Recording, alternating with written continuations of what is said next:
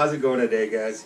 You're back with Phil Allen, PA Exotics, and today we're going to talk about Crested Gecko care, or at least how I care for my Crested Geckos. Stay tuned. Nailed. That's going on camera. That is Crested Gecko life right there, in a nutshell. Breeding, at least. Maybe not owning if you only have one and it's like a female, but back to, yeah. You over here. No. So first, we're going to talk about enclosures. As you saw, he's trying to take off on me. So first, we're going to talk about enclosures. When you have a baby Crested Gecko, like I house my babies actually in, where are they all?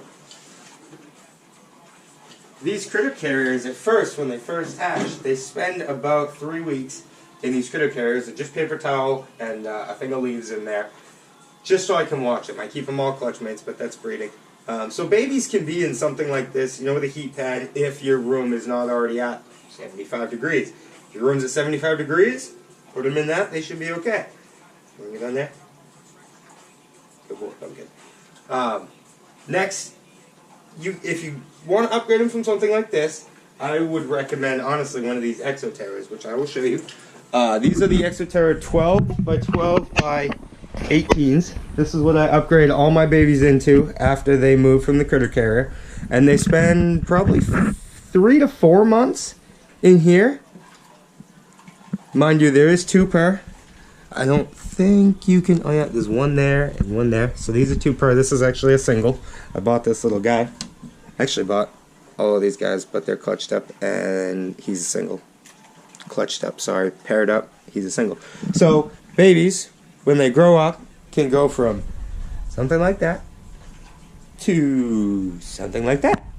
You know what I mean? A little 12 by 12 by 18, and then when they get bigger, you put them in something like that, which is an 18 by, oh, I'm gonna catch a gecko, hold up.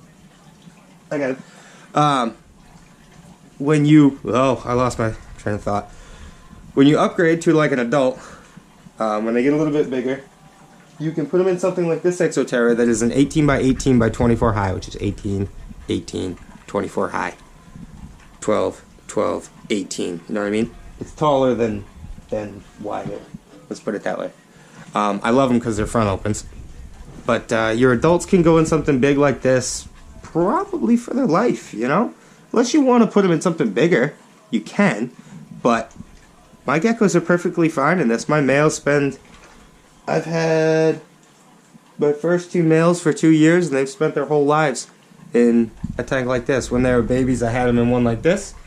I upgraded them when they got big. I split them up because they were supposed to be females. They actually turned out to be males. I was off on my guess. Long story. You probably already heard in another one of my videos. Thank you for watching if you did. If not, go back and figure out which video that is. Comment it down below, and I'll give you a high five if I ever meet you. So next we're going to talk about substrate. You can keep these guys on like a bioactive, you know, if you want to. I personally, paper towel. I think paper towel is easier to clean. It's definitely, I clean it a lot more for the babies than I do maybe the adults. But not saying that I don't clean. I mean, I change that out once a week if it's bad, but it's usually once every 2 weeks for the adults. And the babies are at least once a week. They make a friggin' mess. Where are you going? Ugh. You're lucky I put you halfway down. That would have hurt. You're lucky. Get over here, you crazy little bugger. Trying to jump everywhere. So yeah, for substrate, you can use like cocoa fiber.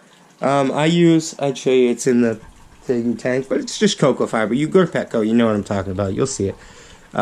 You can use that.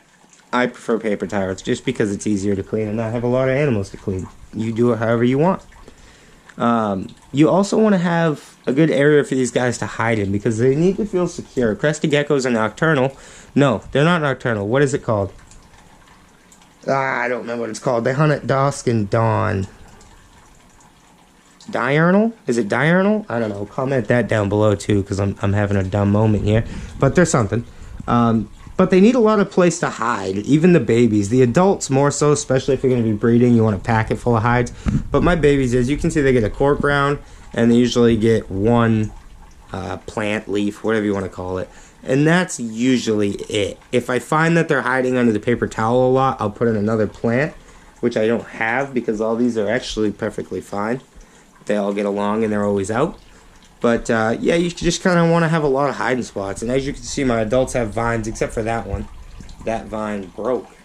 I took it out for cleaning, it broke in half, and they have a metal thing inside of them, and I was like, nope, not putting that in there. I don't want Pepper to cut himself. So that one doesn't have a vine, I gotta buy another one. But I like putting the vines in there, give them something to climb around on. You know they're arboreal, so they like to climb up, down, up, down, up, down. Next, we're actually gonna talk about diet. So I feed my crested geckos 3 times a week, Monday, Wednesday, Thursday. I give them insects on the weekends, it's usually Sunday, but it doesn't matter, I just give them crickets. But I feed them Rapashi. Where is it? As you can see, it's all over the place if you can see. But this is what I feed the little guys. I feed them that, which is just a Rapashi MRP. You can also get the Pangea. I don't shun.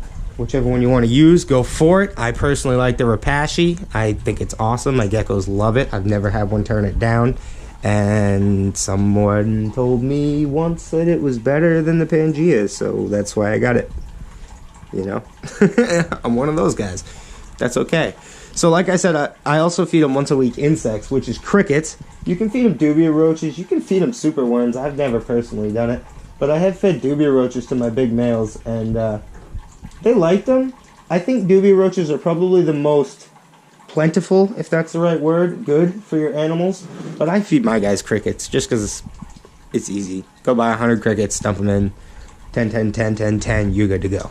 You know, you dust them with calcium. You want to dust them with calcium because they're growing little animals. You know what I mean? They have calcium intakes. What are you doing, you little guy? You're taking all my attention here. I'm trying to talk. But that's about it for diet. So, handleability, like you just heard me talking about a minute ago, he's a little bit of a nut, so we're going to actually put him away. He lives right here. Go on. Good boy. Go eat your food. So yeah, handleability. So these guys are actually really easy to handle. They're pretty calm animals for the most part. Babies can be a little flighty, and they're also more fragile, so you don't really want to handle them as much. If they were to fall from, say, here to the floor, probably not going to be good. I've not going to lie, I've had babies fall from here to the floor, and they bounce, and they're fine. So that's a plus about crested geckos. They're like bumbles. They bounce. If any of you know that reference, hit me up in the comments. Again, bumbles bounce. Bumbles bounce. But see, I went off topic and I got lost. But handleability, so they're really easy to handle. The only thing with crested geckos is, like, they're not going to bite you. They make a little chirp sound sometimes, but not necessarily. But the real bad thing with crested geckos is if you're rough handling them or something, or they get scared real quick, that beautiful little tail is going to break off. That's their defense technique. Their tail breaks off. It does one of these things on the ground. They run the other way. The predator eats the tail and doesn't eat them. You know what I mean? It's not going to kill your gecko. It's not going to grow back. Ever. It'll just be a little nub. I have geckos that are little nubs. I'm not going to show you one because they're all up. No?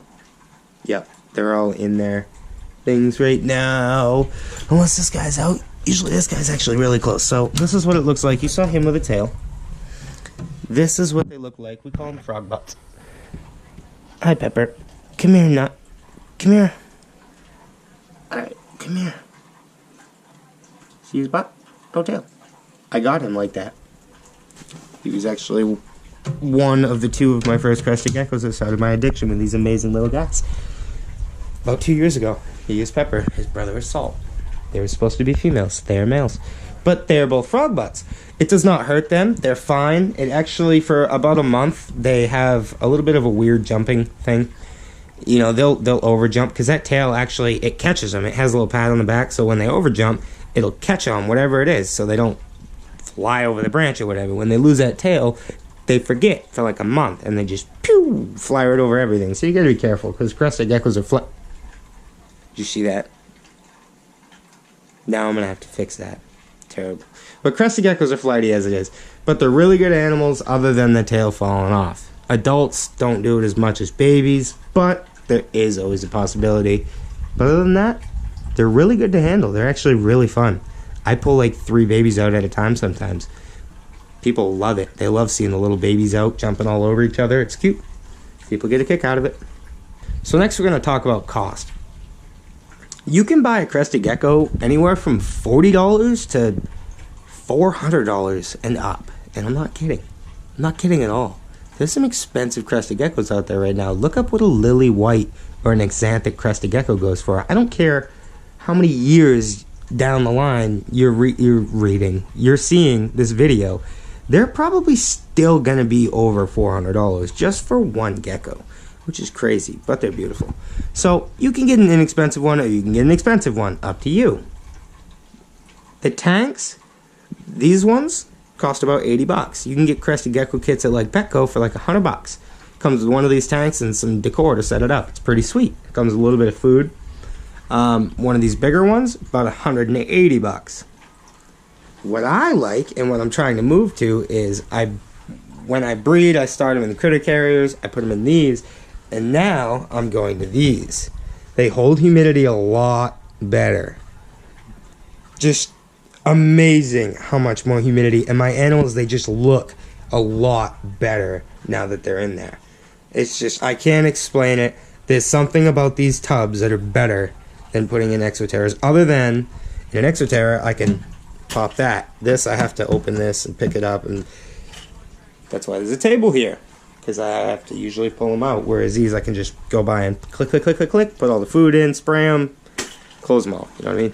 So you can go inexpensive like a tote, which I honestly would choose because of how good they are to the animals.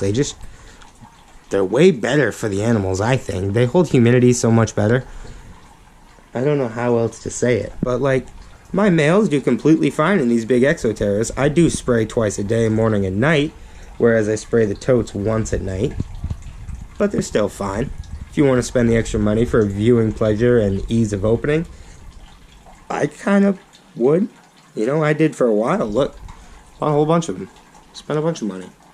I love them, and I'm going to continue to use them. I'll probably buy a couple more over the years, but for breeding purposes, I'm trying to keep costs down, so I'm putting most of my growing geckos in totes. So you could always do that. It's up to you.